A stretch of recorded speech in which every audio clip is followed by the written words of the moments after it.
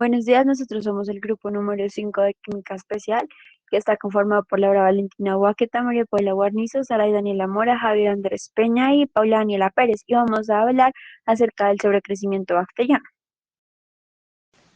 Para empezar, entonces, ¿qué es? El sobrecrecimiento bacteriano en el intestino delgado o SIBO es una consecuencia del aumento anormal de la población bacteriana en este mismo, en particular población que no se encuentra comúnmente en esta zona del tubo digestivo. Ahora, ¿cómo se produce? Este comúnmente se da después de una cirugía, por ejemplo, el bypass gástrico o una gastrectomía para tratar el cáncer de estómago, y en enfermedades como la enfermedad celíaca o diabetes. Estos procesos retardan el movimiento de los alimentos y productos de desecho a través del intestino digestivo, quienes se convierten en un caldo de cultivo ideal para el crecimiento bacteriano, la producción de toxinas y la interferencia con el proceso de absorción de nutrientes. Algunos síntomas pueden ser la pérdida del apetito, dolor abdominal, náuseas o hinchazón. También puede haber diarrea, pérdida de peso involuntaria e incluso malnutrición. Seguimos con las complicaciones. Mala absorción de grasas, carbohidratos y proteínas. Las sales biliares, que normalmente se necesitan para digerir las grasas, se descomponen por el exceso de bacterias en el intestino, lo que genera una digestión incompleta de las grasas y diarrea. Los productos bacterianos también pueden dañar el revestimiento mucoso del intestino delgado, lo que genera una menor absorción de carbohidratos y proteínas. Por otra parte, las bacterias pueden competir por los alimentos disponibles y los compuestos producidos por la descomposición bacteriana de los alimentos estancados también pueden desencadenar diarrea. Juntos, estos efectos del sobrecrecimiento bacteriano dan lugar a diarrea, malnutrición y pérdida de peso. La siguiente complicación es la deficiencia de vitaminas. Como resultado de la absorción incompleta de las grasas, el cuerpo no puede absorber completamente las vitaminas liposolubles A, D, E y K. Las bacterias del intestino delgado sintetizan y utilizan la vitamina B12, que es esencial para el funcionamiento normal de tu sistema nervioso y la producción de células sanguíneas y ADN. En consecuencia, el crecimiento excesivo de las bacterias puede dar lugar a una deficiencia de vitamina B12 que puede provocar debilidad, fatiga, hormigueo y entumecimiento en las manos y los pies. Y en casos avanzados, llegar a confusión mental. El daño a tu sistema nervioso central resultante de la deficiencia de vitamina B12 puede ser irreversible. Entre otras complicaciones tenemos la osteoporosis. Con el tiempo, el daño al intestino producido por un crecimiento bacteriano anormal provoca una absorción deficiente de calcio y a la larga puede derivar en enfermedades óseas como la osteoporosis. También tenemos los cálculos renales, debido a que la absorción deficiente de calcio también puede provocar tarde o temprano cálculos renales. En cuanto a las pruebas diagnósticas, tenemos el test de aliento. Existen distintas pruebas del aliento con hidrógeno para detectar el sobrecrecimiento bacteriano en el intestino. Las más comunes se emplean como sustrato lactulosa, lactosa, glucosa y fructosa. La glucosa es, en teoría, un buen sustrato para estas pruebas y se ha mostrado útil incluso en pacientes con gastrectomía previa y tránsito intestinal rápido. La lactulosa, al no absorberse en el intestino delgado, muestra en la prueba de hidrógeno un único pico colónico. También las que utilizan lactosa o fructosa, donde el pico de hidrógeno mostrado cuando hay un déficit enzimático es más tardío y más prominente. En cualquier caso, la producción de hidrógeno en el intestino es un hecho fisiológico en cualquier persona. La preparación previa a la realización de cualquier prueba del aliento con hidrógeno marcado es de gran importancia. Se debe prohibir el consumo de hidratos de carbono no fermentables como son la pasta, el pan y cereales con fibra la noche previa a la prueba. Ello permite que el hidrógeno producido en el colon en las horas previas sea eliminado antes de la exploración. Entre las pruebas del aliento con carbono marcado se destaca la que emplea silosa como sustrato. La silosa se absorbe completamente en la zona proximal del intestino delgado, dado que se cataboliza predominantemente por gérmenes gram negativos. Suele utilizarse como marcador el radioisótopo carbono 14, aunque en niños se ha empleado el carbono 13. Tenemos el test de hidrógeno en aire expirado. El proceso consiste en soplar en un dispositivo que mide y analiza la cantidad de hidrógeno que contiene el aliento del paciente.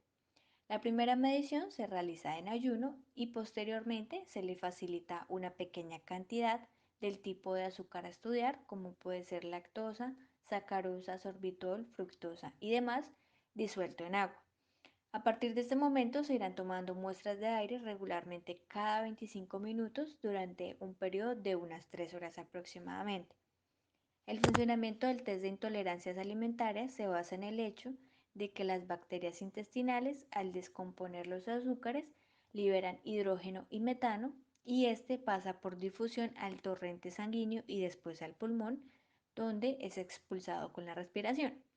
La prueba se basa en el hecho de que no existe producción endógena en el organismo humano, por tanto todo el hidrógeno y metano exhalado procederá de la fermentación bacteriana de azúcares no absorbidos en el intestino. Bueno, con respecto a la prueba de Princeps, es una prueba de cuantificación del número de bacterias intestinales mediante un aspirado del contenido intestinal.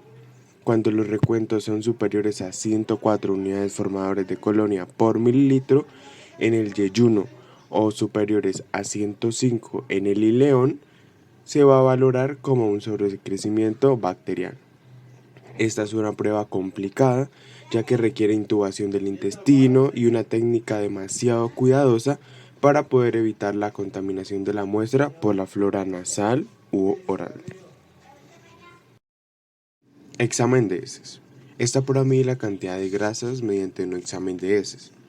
El exceso de grasas es conocido como esteatorrea y puede indicar que existe algún problema a nivel del sistema digestivo o que existe un trastorno que afecta a la digestión de los alimentos y a la absorción de los nutrientes, es decir, una mala absorción.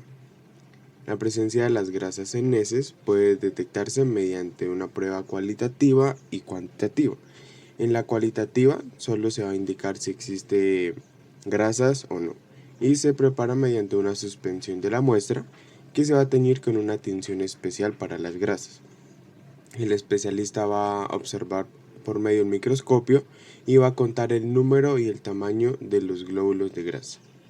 Para la prueba cuantitativa, el individuo tiene que ingerir una cantidad relativamente importante de grasas el día antes y durante la recogida de la muestra, para así poner a prueba su capacidad de absorción intestinal, y como las grasas no se eliminan por las heces a una tasa constante, las heces recogidas durante 72 horas se van a mezclar, proporcionando una estimación mucho más exacta de la absorción y de la excreción promedio de las heces que la que se obtendría con una muestra aislada aleatoriamente. Aspirado al intestino delgado y cultivo de líquidos. Esta actualmente es una prueba estándar para el sobrecrecimiento bacteriano, y para poder obtener esta muestra, los médicos van a pasar un tubo largo y flexible.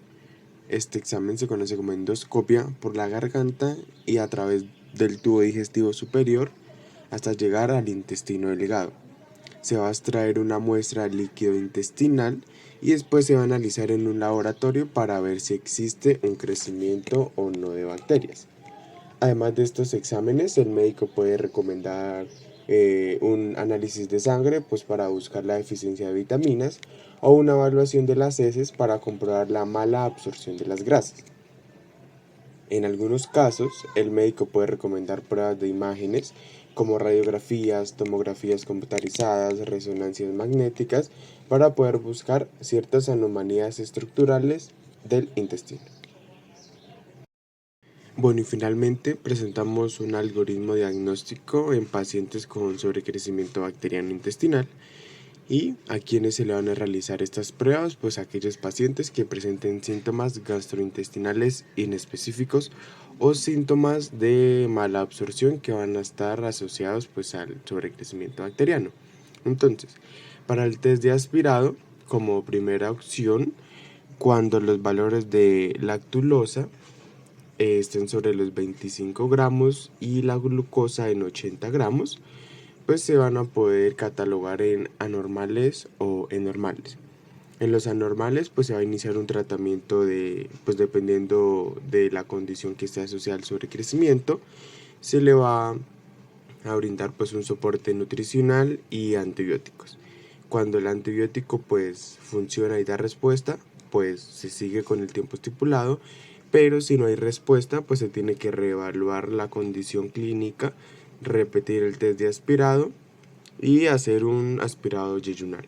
Y en caso de que los valores del test aspirado pues estén normales, se debe reevaluar la condición clínica, el aspirado yeyunal, o se debe repetir el test de aspirado que se hizo al principio, pero ya este test se realiza con otro sustrato, dado caso de que el sobrecrecimiento del crecimiento bacteriano pues es aún considerado. Muchas gracias.